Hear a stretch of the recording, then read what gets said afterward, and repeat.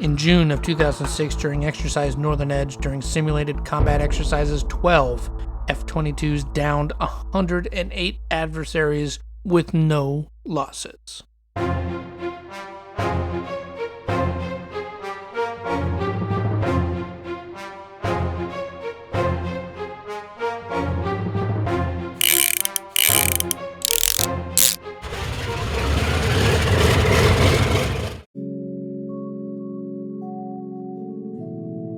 Hello and welcome, everybody, to another installment of Building History. I'm your host, Ben Pardini. Thank you for joining me once again. Welcome aboard as we finish up the HobbyBoss F-22 Raptor. We have made it. It was a slog.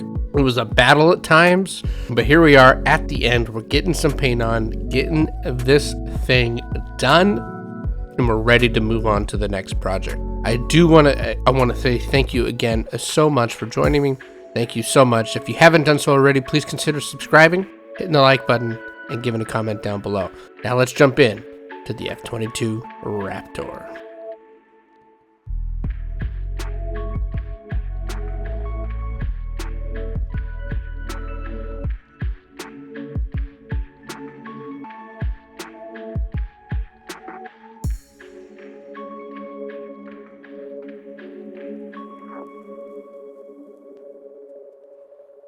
The first official Raptor deployment was to Kadena Air Base in Japan in February of 2007, the 27th Fighter Squadron of Langley, Virginia. In March of 2013, an F-22 conducting a high-value air asset escort intercepted an Islamic Republic of Iran Air Force F-4 in the Raptor's first publicly publicized engagement. The Raptor's combat debut came in on September 24th, 2014, when first fighter wing jets carried out the first sorties against the Islamic State of Iraq and ISIL targets during Operation Inherent Resolve. They struck a command and control facility in Raqqa, Syria, with 1,000-pound GBU-32 JDAM bombs. Eventually, 6 Raptors completed 172 combat missions, more than 1,000 combat hours, and dropping more than 150 JDAMs. Originally, the F-22 was designed and intended to be an air dominance fighter. It has a Inter-Flight Data Link (IFDL) that allows Raptor pilots to automatically share info such as target and system data over an encrypted voice and data communication channel between 2 or more Raptors, which has subsequently been expanded to share data between not only Raptors, but F-35s and other command and control aircraft.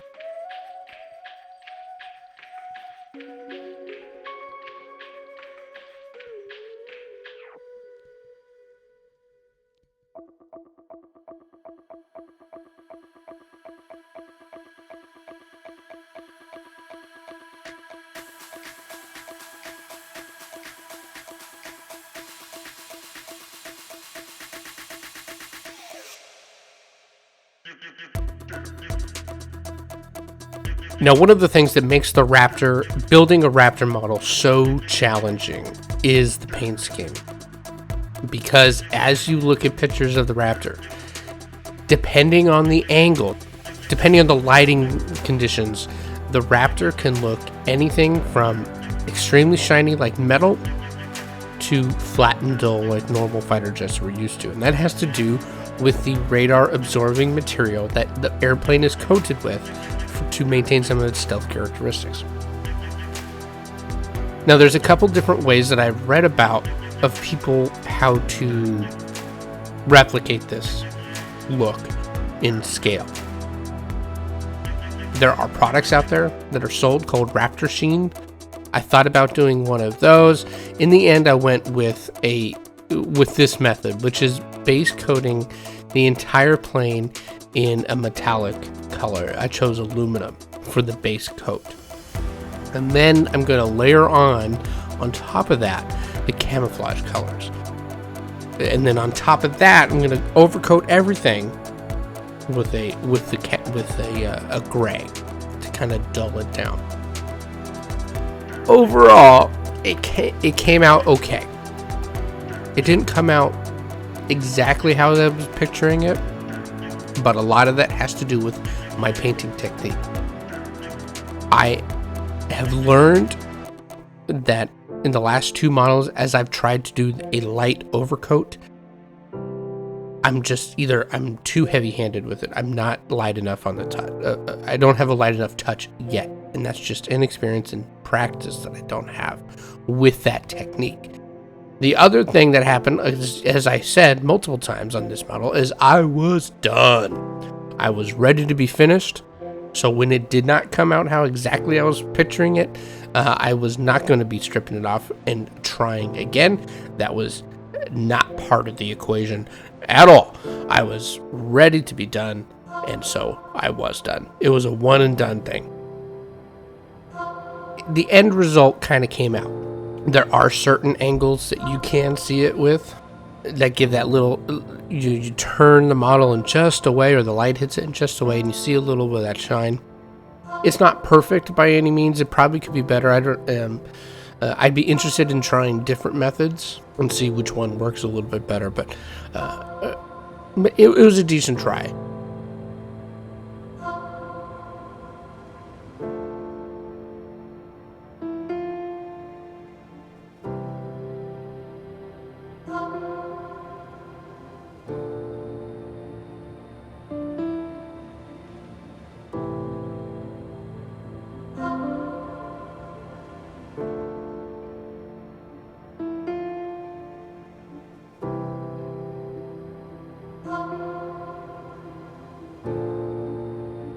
Now think about this.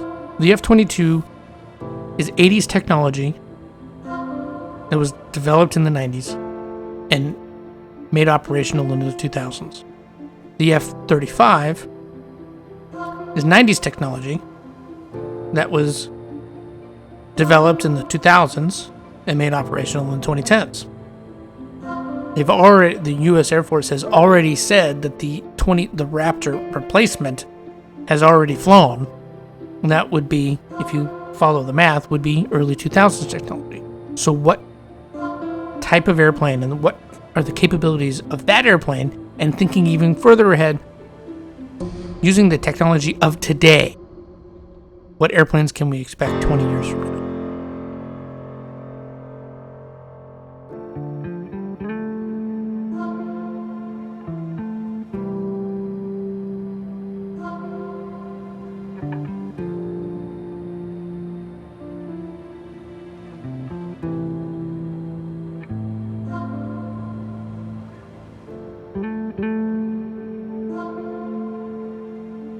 A few things about the kit itself.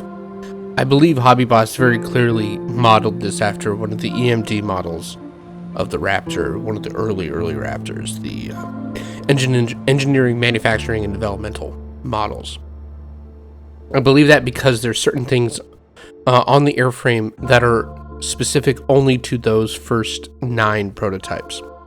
I shouldn't say they're prototypes; they were actual production models, but they were still testing it at the time. One of them is the long, extended nose probe, which I did cut off. It's the only thing that I did change to make it a more representative aircraft for what I was going for. The other things are the antennas. The model kit comes with the fin antennas, whereas the actual production model, later production models, I should say, would have the conformal antennas, and you can see those in the early pictures. Right behind the cockpit, there's a fin antenna, and below, on the bottom of the aircraft, there's another fin antenna. Those have since been changed to these conformal ones. That is something I could have changed. It just wasn't worth it to me to go through the process of changing those. However, if you were interested in doing this kit and you're interested in doing a later model F-22, and that is something that bothers you, something to think about that you would have to go ahead and change. That said, would I recommend people looking to build a F-22 in 1/72nd scale? Would I recommend you go to the HobbyBoss kit to do that? No, I wouldn't. I would look somewhere else. I don't have any other experience with a different kit, but I would go somewhere else. I think just the trouble of it is not worth it. Now, the Raptor camouflage Again, depending on the angle you see it at, or perhaps the airplane that you see, can go anywhere from very, very distinct and very clear to almost non-existent. Whether that effect is from the material and the reflective nature of the material kind of hiding that camouflage color, or it's just that these airplanes get beat up and the paint in particular is reportedly cannot withstand much punishment, and they have to touch them up a lot, and you see a lot of touch-ups on these. And so maybe over the course of the airplane's life, that the camouflage panels have just been touched up to the point where they're not there anymore. I don't know. And now there's pictures coming out of Nellis of Raptors in a all metallic paint scheme, which would be and almost in a mirror, not just metallic paint scheme, a mirror like paint scheme, which would be incredibly difficult to do and scale. So not something I was interested in doing at this go around.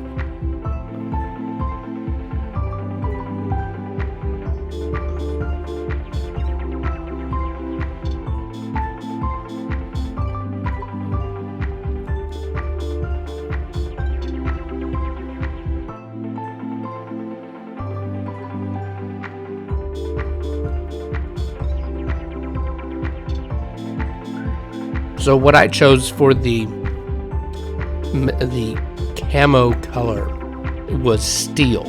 Again, keeping with that metallic base coating of the aluminum, I went with a steel, a very dark steel, so that, again, once I overcoated the paint with the gray, that there would be still some metallic sheen that would shine through. When you see the steel against the aluminum by itself, it is like atrociously bad. It looks terrible. And when I first saw it, I was like, "Oh God, I've made a horrible error. I've made a mistake." But it tones down quite a bit, especially once you put over as heavy-handed as a overcoat as I did. And speaking of that overcoat here, again, I chose dark ghost gray. It came out, again, like I said, it came out reasonably well. I was a little heavy-handed, and part of that was when it was wet, it did not look like it had covered as much as it ended up covering when it dried. So there was times when I was spraying, looking at it, going, oh, I didn't do enough in here. I didn't do enough in this spot. I didn't do enough over here. And so I would respray it again, and then it would dry even darker. So I needed a little bit more patience with this. I need a little bit more patience in general, but especially on this one, I was just done. I'd had it. I needed a little bit more patience, slow down a little bit, let it dry, take a step back, see if I liked it, and then move on from there.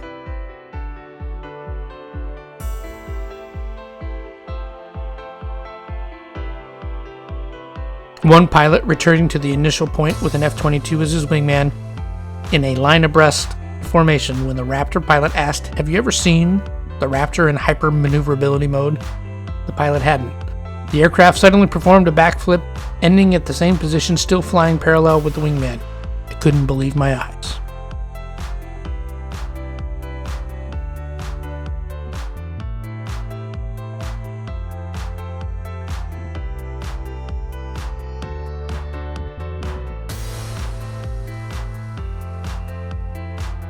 In the time that it was designed, the Raptor was made to be an air dominance fighter against typically Russian adversaries. In the time since the Air Force learned that our main focus was on ground targets, close air support, and thus the Raptor wasn't as necessary as it was before, and they decided to kill the program.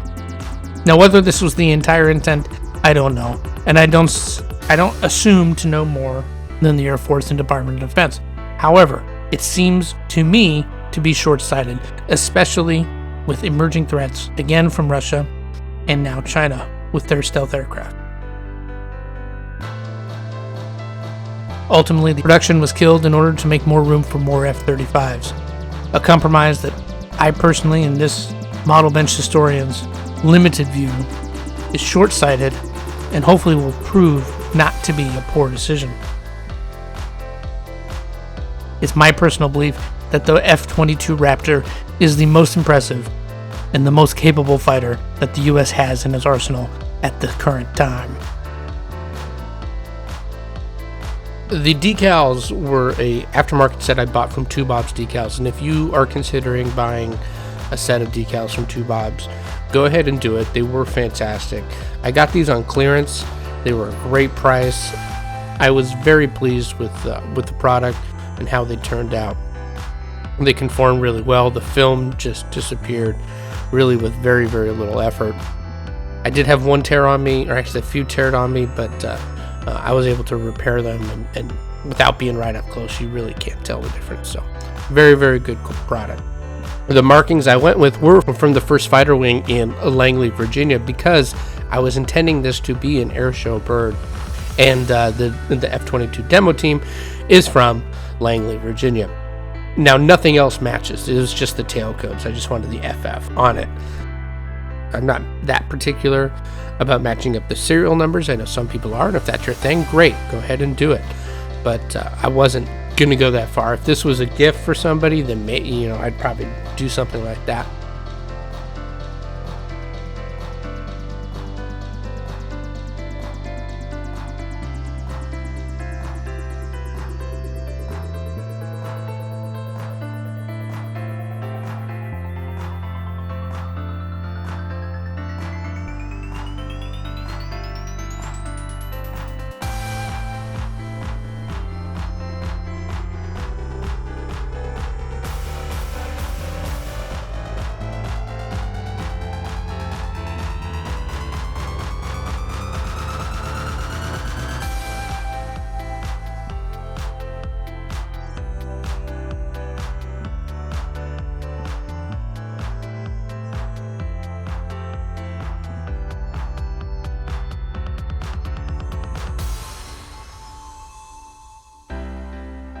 I started my weathering process off with a panel line wash, and so I knew I wanted a very tight, very clean panel lines on this. So I decided to gloss coat the whole airplane before doing the panel lines, so that made it easier. I didn't want a lot of staining on any of the panels from the wash. I wanted that from the oils, and so I did a gloss. Now where I messed up is normally after I finished the panel lines, I would then dull coat it in anticipation of doing the oils, which is what I've done before. But because I was done, I was lazy, I was tired, I wanted to move on, I just left it, and I worked the oils right on top of the gloss coat. Now you can do that, it's possible, but I have never done it, and it's much, much harder. And about halfway through doing the oils, I was like, why did I do this to myself? Why didn't I just do it the way I normally do it? I was fighting the oils so much because they were so smooth and so slick. They were just coming right off. They weren't staying where I wanted them to stay, and I wanted them to be in these particular places. I was having to go back over and over and over and over and do it again. But looking back on it, I wish I had taken my time and done things the way I normally had done them rather than trying to save time.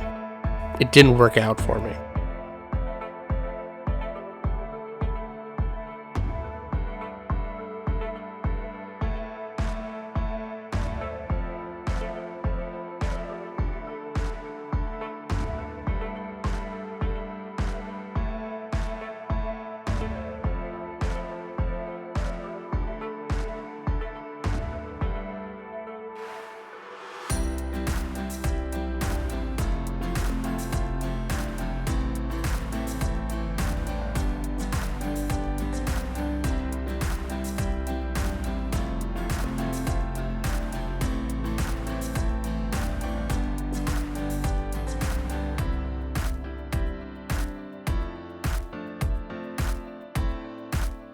The last bit of PhotoEtch on this airplane is the weapons bay's doors.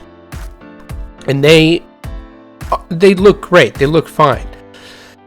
I tried to save time here again, and you can see the theme of what's happening in this episode, right? Every time I tried to save time, something bad happens. So I had painted these completely on the sprues. thinking, oh, this is going to be great. It's going to save me so much time. It's going to be so much, one, it's going to be so much easier to paint before I fold them, and it's all complicated. And two, then I'm just going to pull them off. I'm going to put them together and then pop them on the airplane. Last thing, and here we go. I was wrong. I was completely wrong. A couple things happened. One, these are compound folds on a lot of these pieces, and without that tool that I was talking about a couple episodes ago, it's still doable, but I think it would have been much easier had I had the proper tool to do the job. What ended up happening was I would fold it too much, work it too much, and the fold would break. And then I'd have to glue a compound corner, which didn't turn out very, very well. And in the process of doing that, I destroyed a lot of the paintwork that I had done on the sprue. So I had to go back and paint them again anyway. The other thing that happened is I glued some of the details on the wrong side because I wasn't paying attention. And like I said before with the PhotoEtch instructions, they're not that clear, which is part of the problem. And two, I wasn't taking my time with it. So I'll lay a quarter, maybe half the blame on Eduard for that too, being the instructions weren't that clear. But I did put some of the details on incorrectly and had to pull them off. In the end, it destroyed them, and they're not on there at all. So unfortunately, the weapons-based doors, for me, is my least favorite part. And I don't mean least favorite as in my least favorite as working on it. It's in the finished product. It's my least favorite part that turned out on the plane. And because of how, like I said, how I was planning on displaying this with the bays towards you, they're right up there in your face. And every time I see it, I'm disappointed with how they turned out. Now, one of the things that's really hard to show on camera is that sheen that I was talking about. So here I just rotate. You can see how if I rotate it just a little bit, you can kind of see a little bit of that metal sheen kind of shine through. Is it perfect? No, not by any means. Is it 100% realistic? Probably not at all, but at least it gives a little bit of that effect. And then from a distance, it kind of looks flat. But when you do rotate around it, you can see it a little bit.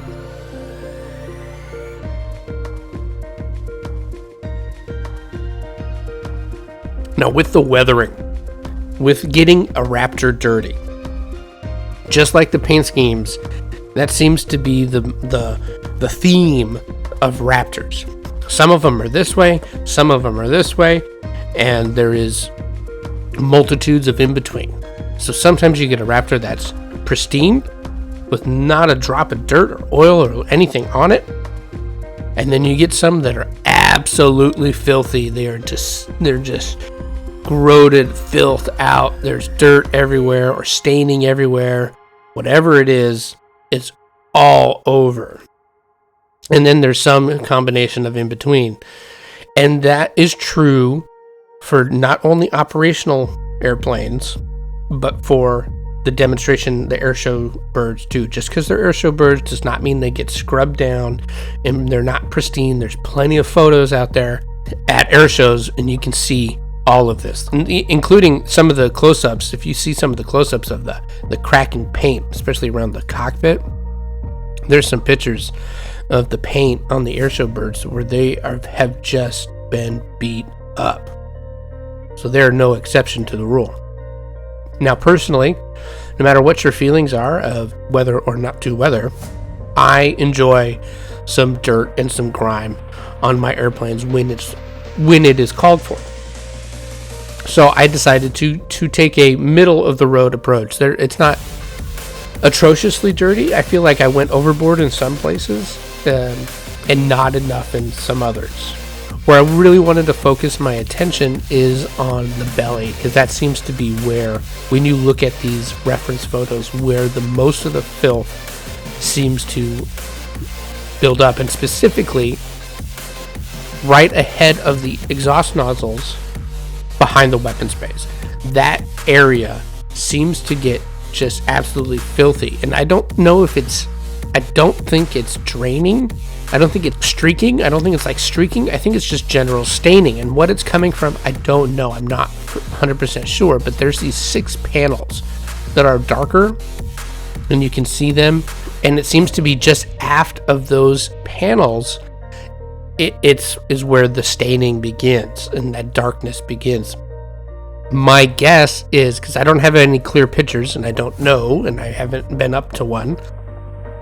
My guess is that those aren't panels, those are actually screens, and there's some sort of exhaust vent or something. There's a vent of some kind underneath those screens, and that's whatever is venting out of there is staining the bottom of the airplane. That would be my guess, but that is a total hypothesis, a total guess. I don't know for sure at all.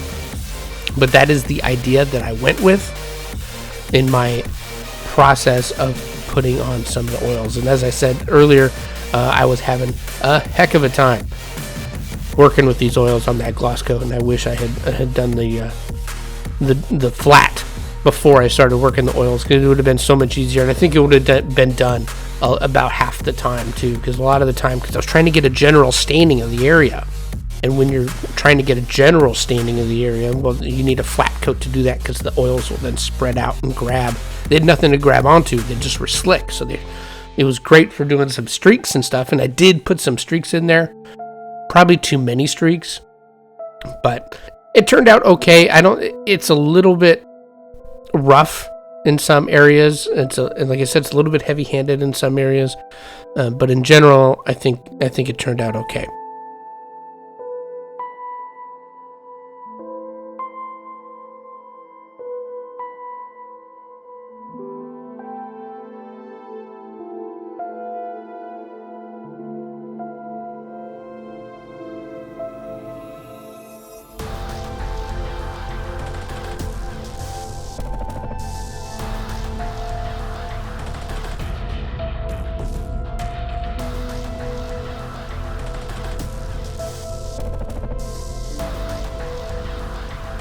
I love the F-22. I think it's a great airplane. I would love to do a really nice 1/48 scale version, although there isn't really a great 1/48 scale one out there.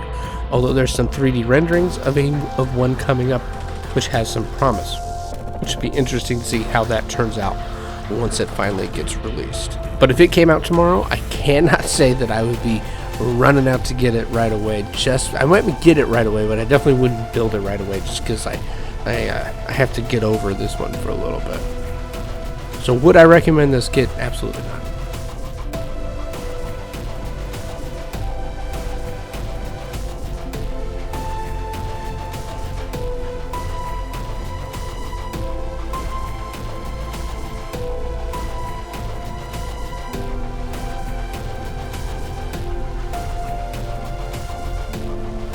I am going to wrap it up on the HobbyBoss 1/72 scale F-22 Raptor.